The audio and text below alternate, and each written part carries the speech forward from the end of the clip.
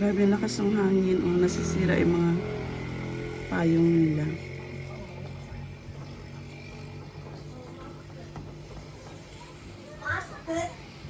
Table. Kaya si Makun ihahatid na lang ni Papa. Lakas ng hangin as in sobra yun.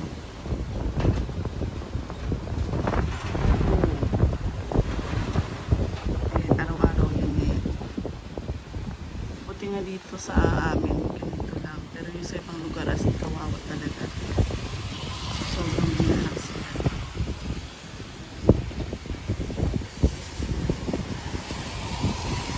Ayan lahat ngayon, hinahatid na. Ano siya, bigla siya lalakas yung ilan. Tapos medyo ito panitinda natin ganito. Mamaya bubuhusan naman yung ulan naman. Yung sobrang lakas. Since ano pa to? Since month. Ganito na. Kaya sabi ko, kawawa naman. Kasi Makun. Although malapit lang yung school. Sabi ko, ihatid na lang sa car. At sa likod bahay namin isa is. Tapos unahan na discriminated. Okay na kuya? Okay na. Putsi. Rainbow siya eh.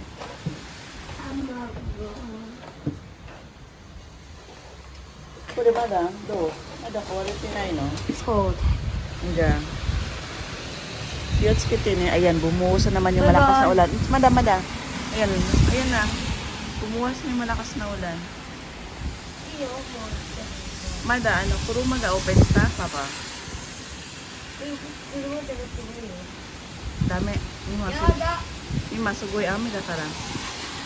Puro Makun. Oh my God. So, Papa, matsuyoy na no?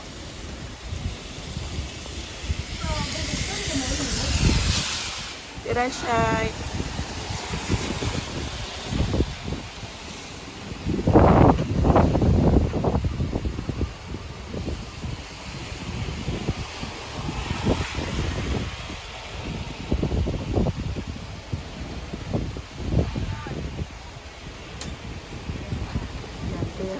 Yung mga payo mo natin. Kaya kasi Makun aalis, mababasa din siya. Although may mga damit naman sila doon kay Sobe. Tapos pinadalang ko siya ng towel.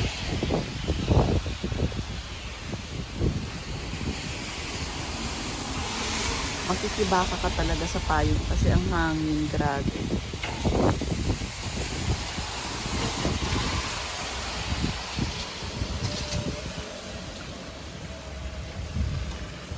Ayan, medyo tumila na naman siya. Tapos mamaya bubuhos na naman yung malakas na ulan. Hi, konnichiwa. Ohayo. Hello guys, good morning. It's Wednesday. Maulan na Wednesday. Since Monday pa, sobrang lakas ang ulan. Lagi na lang typhoon araw-araw. So, ngayong araw hinatid ni Papa si Makun sa school kasi sabi ko kay Papa parang kawawa naman si Makun na pupunta ng school, sobrang lakas ng ulan. Although malapit lang naman siya, mga sa likod kasi sa likod ng bahay is high school. Tapos dun sa unahan is yung elementary. So kawawa naman si Makun. Yung iba kasi na nakikitang kung dumaraan dito sa sa labas ng bahay.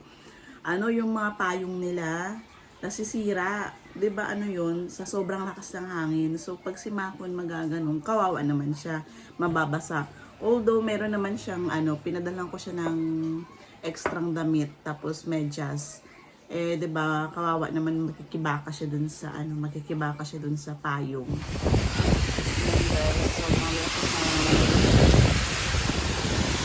So, actually ngayon Wednesday buminuhi tapon ng basura. So, diyan lang naman nilalagay yung basura din sa harap namin diyan nakapunta. So, ba? Grabe yung lakas na hangin. So, sasarado ko yung shutter dito sa harap. So,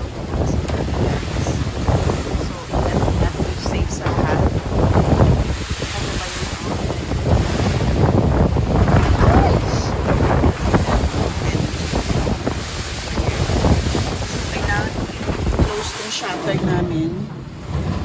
aming tawag niyan. Tawag yun, basang-basa na yung aming clear na ano. So ito, pag i-close mo tong shutter,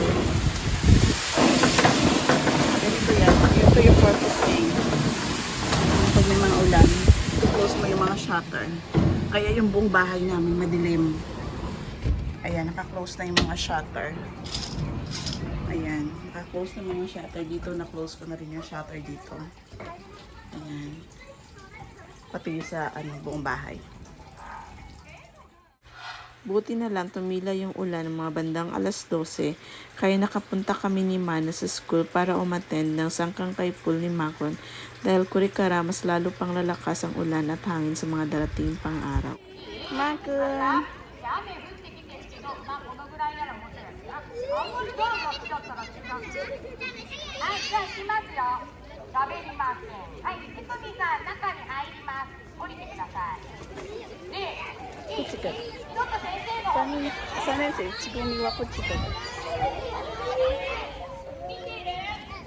Konnichiwa.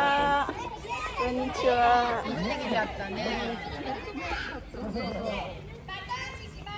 Makun! Makun! Makun! Asiko tayo ko yung Makun na siya. Makun!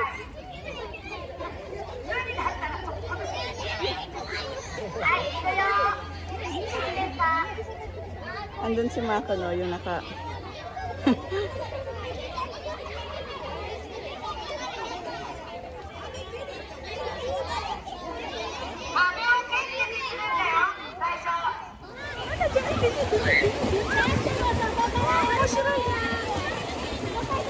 Ayun na si Kuya Makun na, si Kuya Makun na.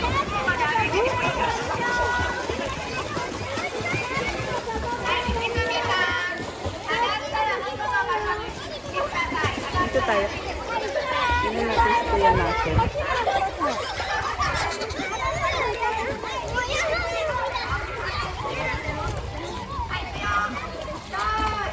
Yung naka-nanay si Makun. Gambate, Makun! Diyan, nago ka na dyan.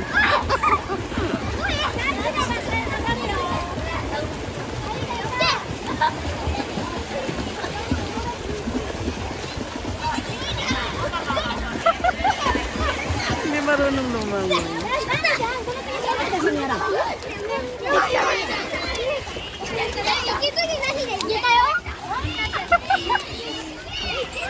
Gambata dyan, Makun. Makun, di kinay mo? Ah, di kinay?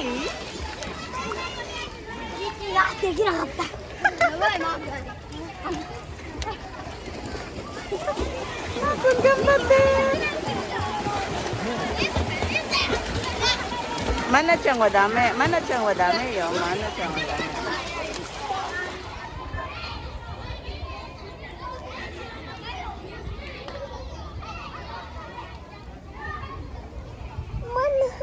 Nani matute? Mana siyang gusto ni Mana mag-pool? Hindi ka pwede dyan. Si Kuya Makun lang. Finish na, Mana siyang. Uwi na tayo. Tapos na yung pool time nila Makun. Ngayon tayo. May na si Mana. Ay, malapit na matapos si Kuya.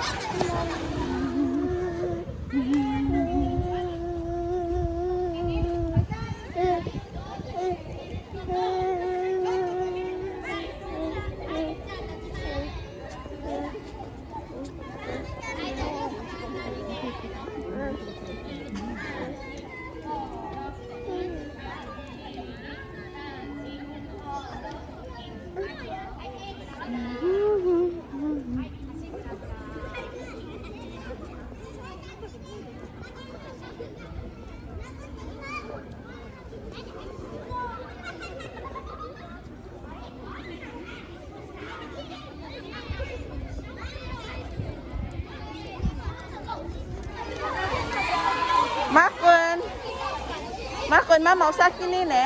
Ja, oyatsu wa tomorokoshi. Okay, Makun, kuchi yatte. Shower. Ah, kuchi ka. Ito pala yung shower.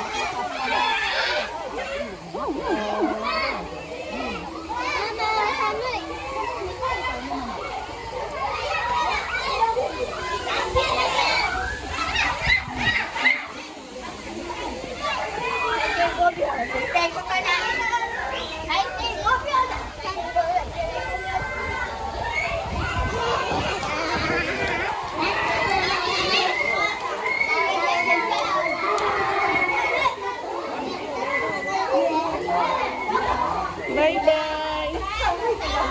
Talaga, itsinasaway mo. Makon, bye-bye! Tumitay.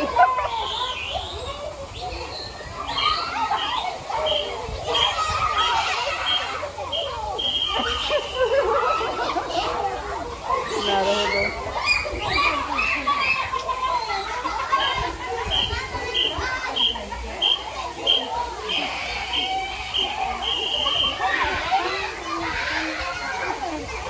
Yeah, bye-bye na, bye-bye na.